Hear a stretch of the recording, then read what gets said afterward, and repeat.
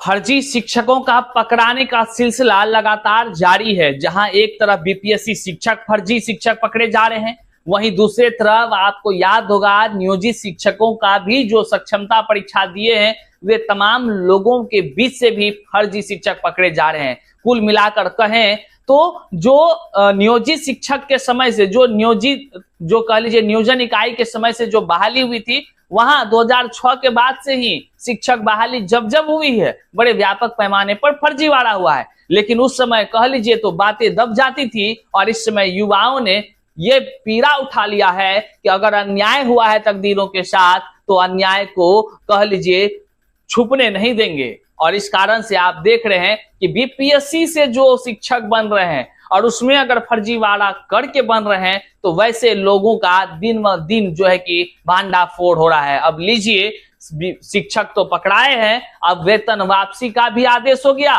और उस पर एफआईआर भी दर्ज हो गई है। अब शिक्षक जाएंगे जेल और वहीं से कहेंगे भैया ऐसा काम कभी न करना। बहरहाल कहाँ का क्या मामला है हम आपको बताते चलें और तमाम वो चीजों को दिखाएंगे आगे वीडियो में। चलिए करते हैं इसकी शुरुआत। उससे पहले नमस्कार, मैं हूं हरे कृष्ण प्रकाश और आप देख रहे हैं साहित्य आजकल। साहित्य आजकल का मतलब ही है वह सच्चाई जो जाननी आपके लिए है बेहद आवश्यक। साथियों, चैनल पर नए हैं तो सब्सक्राइब कीजिएगा और अपने तमाम साथियों तक इस वीडियो को जरूर शेयर कर दीजिएगा। शेयर इसलिए कीजिएगा क्योंकि बात यहाँ शिक्षित वर्ग में ऐसे फर्जियों का है जो गलत दस्तावेज देकर बनते हैं, जो बिना कह लीजिए कि योग्यता के वह बीपीएससी से शिक्षक बन जाते हैं।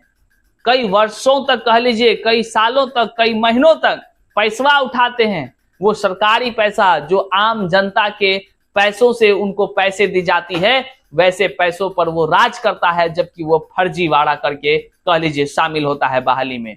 चाहे आप नियोजित शिक्षक का ले लीजिए, चाहे आप बीपीएससी शिक्षक का ले लीजिए, जितने प्रकार के शिक्षक है भैया सब में फर्जीवाड़ा हुआ है। और इसका जिम्मेदार कौन है? 3 बहनें एक ही परिवार से, तीनों सगी बहनें जिन्होंने एक साथ टीआरई एग्जाम क्लियर किया है। कैसे तीनों बहनें किस तरीके से आप लोगों ने पढ़ाई की है और टीचिंग परीक्षा से कैसे आपको मदद मिली? आप टीचिंग परीक्षा के पेड स्टूडेंट थे। सबसे पहली चीज तो मैं जानना चाहूंगा कि जब तीनों का रिजल्ट आया और एक एक करके आपने रिजल्ट चेक किया होगा, आपके घर वालों का रिएक्शन क्या? गांव में अभी भी जाते हैं तो लोग इतना मतलब रिस्पेक्ट देते हैं कि तुम लोग आ गई। जो बच्चे अभी शुरू कर रहे हैं, एकदम शुरू कर रहे हैं, उनको आप क्या सलाह देना चाहोगे? पहले मैं वीडियो देखूंगी या मेरे नंबर ज्यादा है, तुम्हारे नंबर ज्यादा है, हेल्दी कंपटीशन का भी होता था। इसके अंदर में आपके मम्मी पापा का बहुत बड़ा योगदान होगा। बड़ी बहन अगर गाइडेंस देती है तो बाकी जो लोग हैं, जो छोटी बहनें हैं, उन लोगों को भी एक रास्ता मिलता है। मेरा कभी सपना था मैं आपसे बात करूं। इसके शासन काल में फर्जी शिक्षकों की बहाली की होड़ आ चुकी है। किसके शासन काल में? जरा आप कमेंट में बताइएगा हमको। हम तो बहुत छोटे हैं, आप लोग तो शुरू से देखते आ रहे हैं।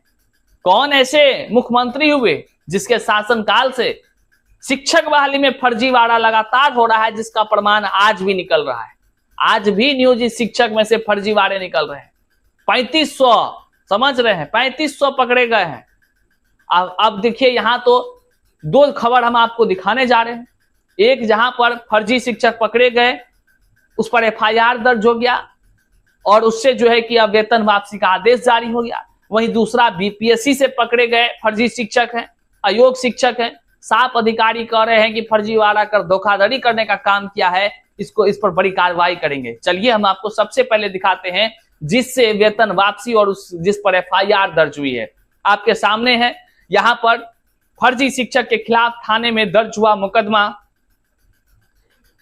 प्रखंड स्थित बालिका मध्य विद्यालय में कार्यरत शिक्षक का नियोजन फर्जी साबित होते ही शिक्षा विभाग ने तुरंत कार्रवाई की है। शिक्षक के खिलाफ स्थानीय थाना में प्राथमिकी दर्ज कराई गई है। मिली जानकारी के अनुसार अमित कुमार पिता चंद्रकेश राम, गांव टुडपुर, पोस्ट मनिया, थाना भारकोल, जिला गाजीपुर, यूपी के फर्जी कागजात के आधार पर बालिका मध्य विद्यालय प्रखंड शिक्षक की नौकरी कर रहा था। मध्य विद्यालय इटाढ़ी में प्रखंड शिक्षक की नौकरी कर रहा था। उसकी पोल खुलते ही शिक्षा विभाग अलर्ट मोड में आ गया। जांच में डिग्री फर्जी पाए गए। वह वरीय अधिकारियों के निर्देश पर शिक्षक अमित कुमार के विरुद्ध प्रखंड शिक्षा पदाधिकारी सुनील कुमार ने स्थानीय थाने में नामजद प्राथमिकी दर्ज करा दी है। दर्ज प्राथमिकी में उनसे पैसा वसूली का भी फरमान सुनाया गया है। प्राथमिकी में कहा गया है कि गुरुजी अपने योगदान के समय से जितना पैसा सरकार से लिए हैं उतना पैसा विभाग को लौटाना पड़ेगा। कुल मिलाकर आप समझ लीजिए कि फर्जीवाड़ा करिएगा तो बच नहीं पाइएगा। चाहे आप धरती के किसी भी कोने में छुप जाइएगा, वो जनता की पैसे है और जनता के पैसा को हड़पिएगा फर्जीवाड़ा करके, तो विभाग तो आपको सीधे दबोचने का ही काम करेगी। बहरहाल आपको अब हम दिखाते हैं वो खबर जो सुर्खियों में है, वह है बीपीएससी शिक्षक। बीपीएससी शिक्षक में फर्जीवाड़ा का इतना पोल खुलता है कि आप सुनते सुनते सुनते थक जाएंगे, लेकिन फर्जी बीपीएससी शिक्षक की कहानी समाप्त नहीं होगी। उसकी कहानी सुननी भी चाहिए और 10 लोगों को सुनानी भी चाहिए, क्योंकि यह बीपीएससी शिक्षक बहाली आज तमाम योग्य अभ्यर्थियों के जीवन को बर्बाद करने वाली बहाली साबित हो गई है। आज बिहार के नौनिहालों का भविष्य दांव पे टिका है। कई सारे ऐसी समस्याएं हैं जो आज तमाम जो शिक्षक अभ्यर्थी हैं वह दर दर की ठोकर खा करके रो रो कर बयां कर रहे हैं, अलग अलग सोशल साइट्स पर अपनी पीड़ा को सुना रहे हैं, लेकिन सरकार के कानों में जू तक नहीं रेंगती है। जितने फर्जीवाड़े के मामले निकलकर सामने आ रहे हैं, सरकार सीबीआई की से जांच कराने को लेकर डरती है, जबकि आम मामले कोई होते हैं तो सीबीआई की जांच बैठ जाती है। सवाल तो यह उठता है और तमाम अभ्यर्थी उठा रहे हैं, आखिर जब इतने फर्जीवाड़ा करके बहाली हुआ है तो कौन जिम्मेदार है? क्या इसमें बड़े बड़े सत्ताधिकारी सफेद पोस्ट जिम्मेदार हैं, या कहीं ना कहीं सफेद पोस्ट शिक्षा विभाग के अधिकारियों से मिली भगत करके बड़ा खेल को अंजाम दिए हैं? सवाल तो यहां तक उठ रहा है, क्या बीपीएससी के अधिकारियों की सेटिंग गेटिंग का खेल तो नहीं है? हालांकि आपको हम बता दें, बीपीएससी टीआरई 3 का जब परीक्षा रद्द हुआ था तो उस समय जो पटना के आर्थिक अपराध इकाई ईओयू की टीम थी, उन्होंने साफ शब्दों में कहा था कि बीपीएससी के अधिकारियों की मिली भगत से ही प्रश्न पत्र लीक हुआ होगा। बहरहाल उसकी जांच की प्रक्रिया चली, लेकिन आगे क्या कुछ हुआ वो ठंडे बस्ते में चले गई, क्योंकि जब नेता मंत्री का जब हाथ होता है तो कोई भी कह लीजिए कानून की प्रक्रियाएं आगे नहीं बढ़ पाती है, ऐसा ही लोगों को लगता है। लेकिन अब जो है बीपीएससी शिक्षक में फर्जी शिक्षकों की जो कहानी की शुरुआत हुई है, यह खत्म होने का नाम ही नहीं ले रहा है। अब देख लीजिए, कड़गहड़ में अध्यापक से मांगा गया स्पष्टीकरण। कहा है भैया, ये सो सासाराम में है। हिंदुस्तान की यह खबर है, सोचे कि आपको बताते चले। कहा है कि फर्जी बीपीएससी शिक्षक की बातें हैं तो यह जाननी बहुत जरूरी है और आप लोगों तक भी इस वीडियो को जरूर पहुंचाइएगा, यह जानकारी पहुंचनी चाहिए। देखिए, कड़गहड़ प्रखंड के अंतर्गत उत्क्रमित मध्य विद्यालय सेमड़ी देव के विद्यालय अध्यापक उपेंद्र कुमार से जिला कार्यक्रम पदाधिकारी स्थापना द्वारा स्पष्टीकरण की मांग की गई है।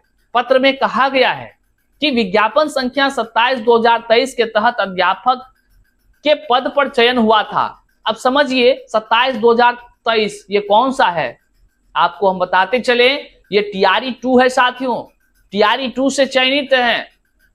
अब इसमें जो है कि स्पष्टीकरण मांगा गया है, लेकिन स्पष्टीकरण मांगते हुए जो टिप्पणी किया गया है वो एक कह लीजिए सीधे फर्जीवाड़ा को उजागर कर रहा है। कहा गया है, चयन के विरुद्ध शिकायतकर्ता द्वारा दायर परिवाद के आरोपों की जांच 2 मार्च 2024 को की गई थी। इस दौरान थंब इंप्रेशन मतलब कि बायोमेट्रिक जांच की गई। जांच के लिए बायोमेट्रिक व बिहार लोक सेवा आयोग द्वारा ली गई बायोमेट्रिक डाटा से मैच नहीं किया। आपको हम बताते चलें कि कई सारे जिले में फर्जी शिक्षक जो है बीपीएससी से बन गए हैं। बहरहाल इसकी जानकारी उसके दोस्त को है, उनके परिवारजनों को है, या कह लीजिए सगा संबंधियों को है, या एक सामाजिक कार्यकर्ता को है।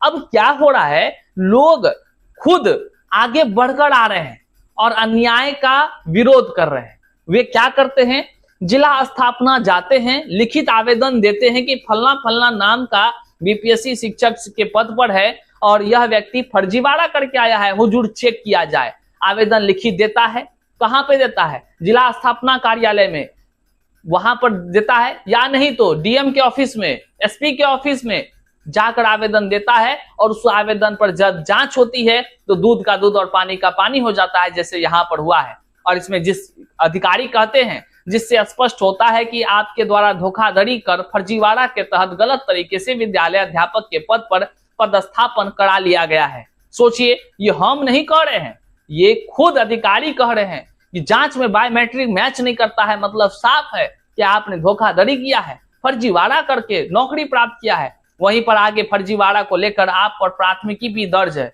प्राथमिकी भी दर्ज कर दिया गया है पहले से, जिसे लेकर 3 दिनों के अंदर साक्ष्य सहित स्पष्टीकरण की मांग की गई है।